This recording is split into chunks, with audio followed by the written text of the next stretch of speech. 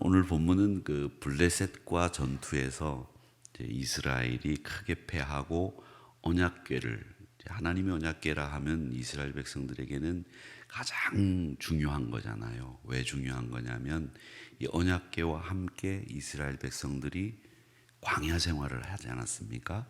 그 광야 생활을 하면서 그 언약궤가 가는 대로 앞에는 불기둥, 구름기둥이 이렇게 막아주시면서 하나님이 이스라엘 백성들을 가나안까지 이르도록 인도하셨던 가장 결정적인 게 그 맨 앞에 있었던 이 언약궤인데, 이 언약궤를 뺏겼다라는 말은 곧 하나님의 보호가, 하나님의 영광이, 하나님의 모든 돌보심이 이제 끝났다, 이런 뜻이 되는 겁니다.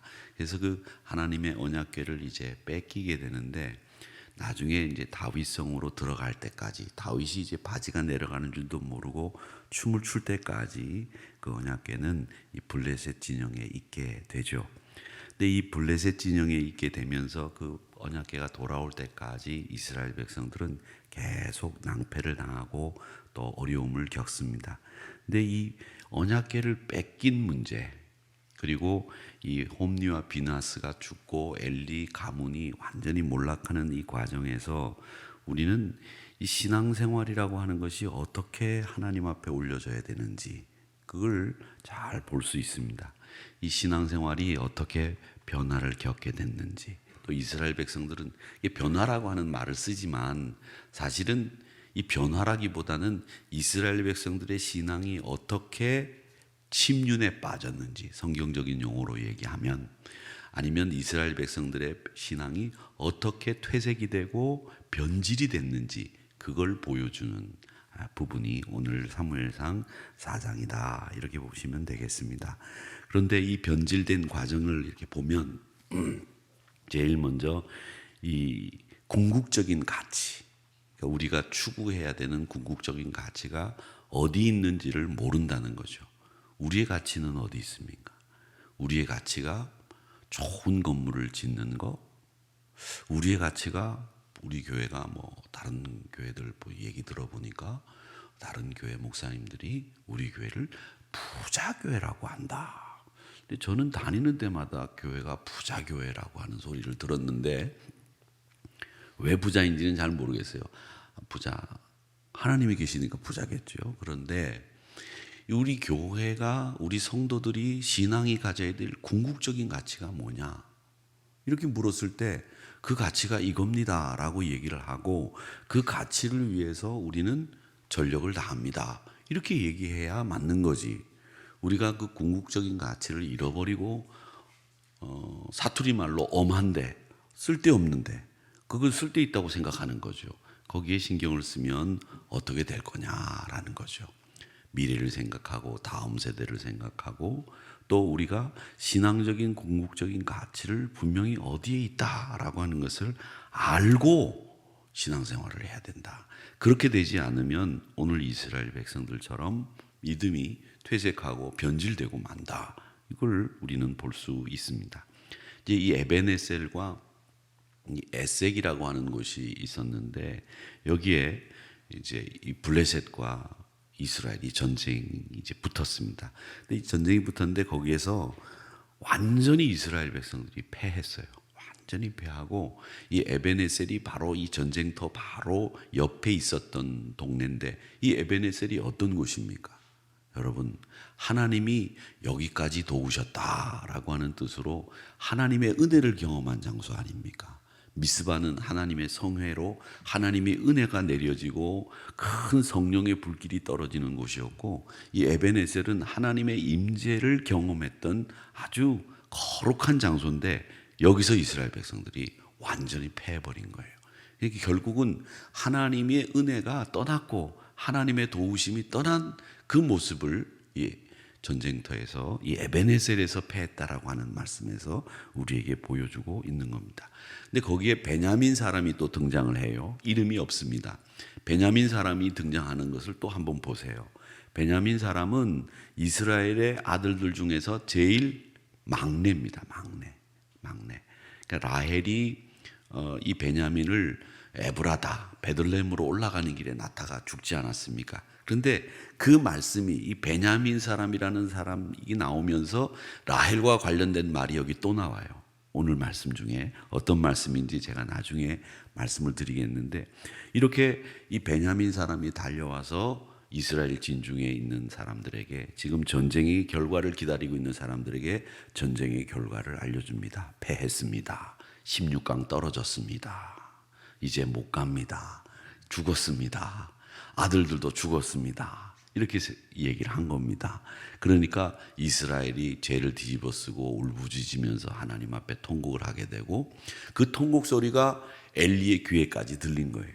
그 엘리의 귀에서 들리니까 엘리가 이 무슨 소리냐, 무슨 소린지 얘기할 사람 불러라. 그래서 그 베냐민 사람이 달려가서 전쟁에 졌습니다. 홈니와 비나스가 죽었습니다. 이 이야기를 전하는 겁니다. 그런데 거기에 또 하나 우리가 잘 알고 있는 말씀처럼 하나 이런 얘기가 나옵니다. 엘리가 눈이 어두워서 보지 못하더라. 15절의 말씀. 제가 이 엘리가 눈이 어두워져서 보지 못하더라는 말씀이 이게 육적인 눈으로 보지 못한다는 것이 아니라 영적으로 이미 눈이 어두워져서 아무것도 분별 못하는 상황이 됐다, 이런 말씀이라고 말씀드린 적이 있었는데, 엘리는 그런 상황이었습니다. 또 엘리의 문제는 뭐였느냐면, 엘리는 지금 그 신앙이 다른 건 아무것도 없는 거예요.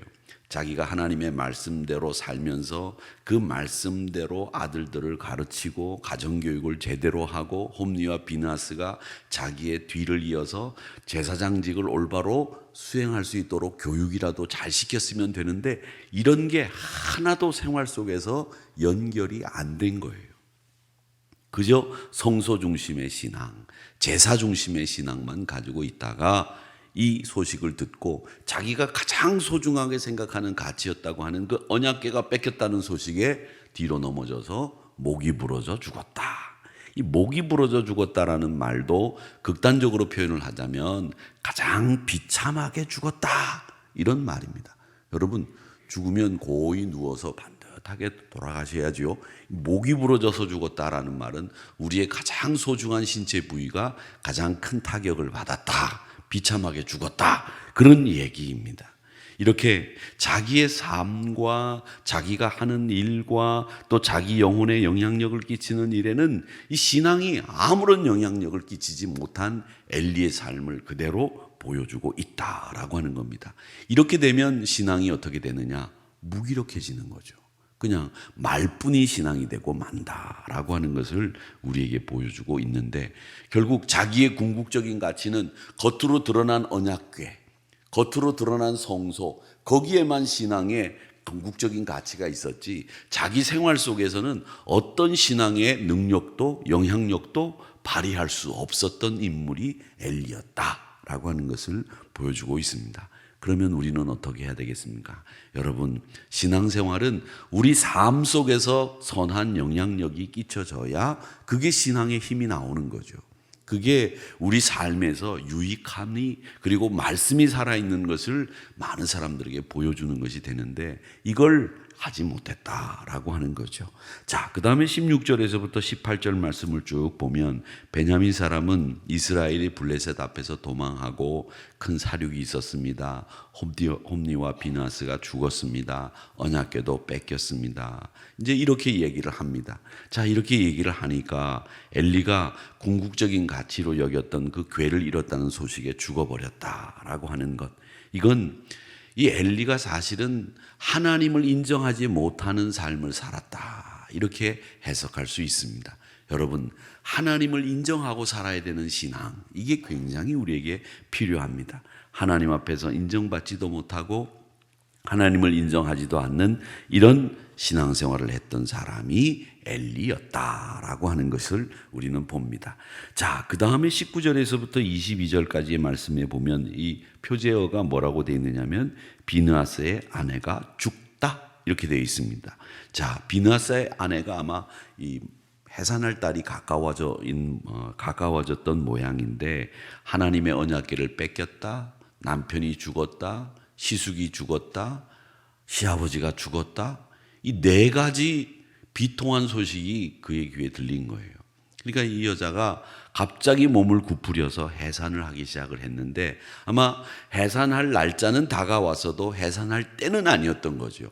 그런데 갑자기 조산을 하게 된 겁니다. 그러면서 성경학자들은 아마 하혈을 심하게 해서 세상을 떠났을 것이다, 이렇게 얘기를 하면서 그 출산 과정을 잘 그려서 우리에게 보여주고 있습니다. 그 출산 과정이 어떻게 되느냐, 그 소식을 듣고 출산을 하는 과정에서 정신이 혼미해진 이 여자에게 산파들이 안심을 시켜주기 위해서 이 얘기를 합니다. 뭐라고 얘기를 하는가 하면, 죽어갈 때 곁에 서 있던 여인들이 그에게 이르되 두려워하지 말라, 네가 아들을 낳았다 하되.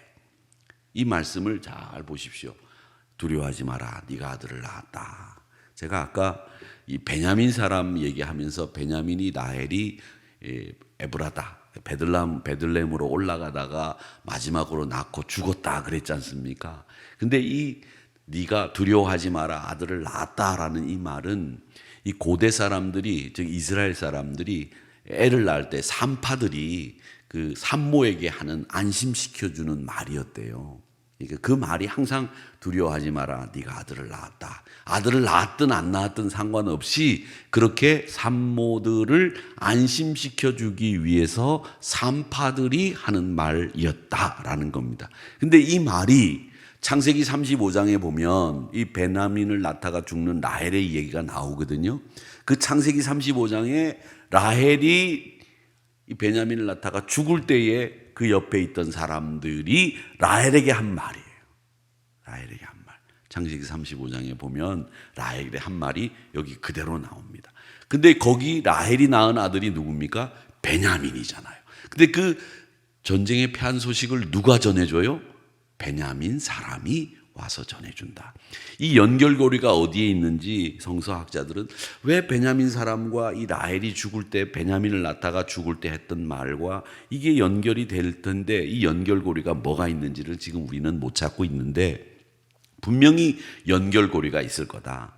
베냐민을 낳다가 죽었을 때 그 곁에 섰던 사람들이 한 말이 왜 여기 나올까라고 하는 그 부분에 대해서는 여러 가지 추측이 있습니다만은 이 말이 바로 베냐민 사람과 연결되는 말이다. 산파가 산모에게 안심시켜주기 위해서 하는 말이다라고 하는 것을 알면 되겠습니다. 자, 그런데 이게 이 여인이 그 말에 대한 대답을 안 하고 그냥 세상을 떠나면서 이가봇 이라고 하는 말을 하고 세상을 떠났습니다. 근데 이라고 하는 말은 그 반대, 나가다, 떠나다 이런 뜻입니다. escape라고 하는, 영어로 따지자면 이 exit라고 하는 비상구 같은 말이 이라고 하는 말이에요. 그래서 갑옷은 영광이라고 하는 말인데 하나님의 영광이 exit로 떠났다, 나갔다 이런 말입니다. 그래서 하나님의 영광이 나갔다 이런 말인데, 이 말은 이 엘리의 며느리가 마지막으로 그 상황이 어떤 상황이었는지를 판단한, 이 모든 상황을 한마디로 딱 핵심적으로 정리한 말이라고 그렇게 생각할 수 있습니다. 자, 하나님의 영광이 사라졌다 이렇게 얘기를 했으나 이게 하나님의 영광이 사라진 걸까요?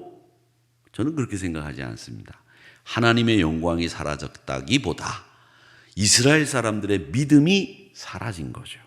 그러니까 이스라엘의 신앙이 사라진 것이지 하나님의 영광이 왜 없어지고 왜 사라집니까? 하나님의 영광이 사라진 것은 그 이스라엘의 믿음이 떠났기 때문에, 믿음이 사라졌기 때문에 하나님의 영광이 없어져 있고 안 보이는 거예요. 그러니까 우리에게 정말 중요한 것은 우리 신앙생활에 있어서 성소 중심의 형식적인 엘리 집안의 신앙생활이 아니라 하나님 앞에서 생활과 연결되는 그 말씀, 자녀 교육을 말씀으로, 또 내 생활 속에서 하나님의 능력이 나타나도록 사는 그 신앙생활 속에서 하나님을 경외하는 이런 믿음 생활을 영위할 때에 우리가 믿음이 있다고 얘기할 수 있는 거고, 그 믿음이 있을 때에 하나님의 영광이 임하는 거예요. 하나님의 영광은 떠나지 않습니다. 우리가 믿음이 있고 하나님을 정말로 경외하고 섬기고 사랑한다면 하나님의 영광이 왜 우리를 떠나요? 그러니까 그 원인은 뭐냐? 이스라엘이 똑바른 신앙을 가지고 있지 못했기 때문에 하나님의 영광이 떠난 거죠. 그러니까 이 부분을 우리는 분명히 알아야 됩니다. 하나님의 영광이 떠나듯이 우리를 보호하시고 우리를 지키시는 하나님의 돌보심이 떠나는 법이 없어요. 하나님은 늘 우리를 지키시고 두려워하지 말라, 놀라지 말라, 내가 너의 하나님이 됨이니라 약속해 주셨거든요. 그런데 우리가 그 하나님을 믿지 않고 그 하나님을 제대로 신앙생활을 하지 않으니까 그 보호하심이 내 곁에 없는 것 같고 그 영광이 없는 것처럼 느껴지고 없는 것처럼 보이기 때문에 이가봇이라는 말이 터져 나오는 겁니다. 여러분, 여러분의 입술에서 이가봇이라고 하는 말은 나오지 않아야 되는 말입니다. 그 대신 하나님이 나와 함께 하시도다. 임마누엘. 하나님이 나와 함께 동행하시는구나. 이런 신앙의 고백이 여러분 입술에서 늘 터져 나오기를 주님의 이름으로 축복합니다. 그래서 이 신앙적인 가치가 어디 있는지를 분명히 아셔야 됩니다. 이 신앙 가치를 다 몰아버리는 눈에 보이는 것 앞에 매몰되지 마세요. 그래서 원래 사실은 제가 서울신학대학교를 처음 이제 들어가 보니까 학교 강당 예배실에 가보니까 십자가가 없는 거예요.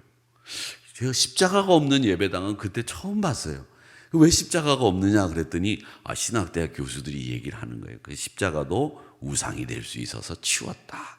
그러니 이 십자가가 우상이 되지 않도록 해야 된다. 뭐 이러면서 쭉 설명하시는 이야기를 들으면서 또 깨달음을 얻기는 했었는데, 물론 여러분 이 십자가가 없는 것도 좋지만 이 있는 것을 통해서 십자가를 생각하는 게 아니라 이 십자가를 통해서 하나님의 사랑을, 또 예수님이 이 십자가에 달리신 의미와 나를 위해서 십자가에 돌아가신 그 예수님의 헌신과 희생을 생각할 수 있도록 만드는 매개체이지 이 십자가가 우리를 지켜주는 게 아니다라는 거죠. 이 나무는요, 저 찐 나무예요. 제가 말씀드렸죠. 무형문화재, 이 나무를 잘 다루는 무형문화재를 제가 섭외해가지고 그 사람한테 쪄라, 그 사람한테 이렇게 만들어라, 그래가지고 만든 십자가이기 때문에 이 나무는 200년 우리 기념 예배 드릴 때까지 있어야 됩니다. 그렇게 있어야 되는데, 제가 200년 기념 예배를 드릴 사람들한테는 제가 이 얘기를 이제 말귀를 알아들을 때가 곧 돼요. 그 사람들이 이제 그러면 그 사람들한테 얘기를 해놓을 겁니다. 그렇게 해놓을 텐데, 여러분 이 십자가가 중요한 게 아니라 이 나무 십자가가 중요한 게 아니라 이 십자가가 우리에게 주는 의미, 이 십자가가 우리에게 뭘 생각하게 만드는지, 그게 진짜 궁극적인 가치다라고 하는 것을 기억하시면서 하나님을 의식하는 변화, 삶의 전 영역에 하나님의 영향력이 미치는 그런 신앙생활을 통해서 오늘도 이가봇이 아니라 임마누엘, 이 신앙으로 승리하시는 우리 하늘의 성도들이 다 되시기를 주님의 이름으로 축복합니다.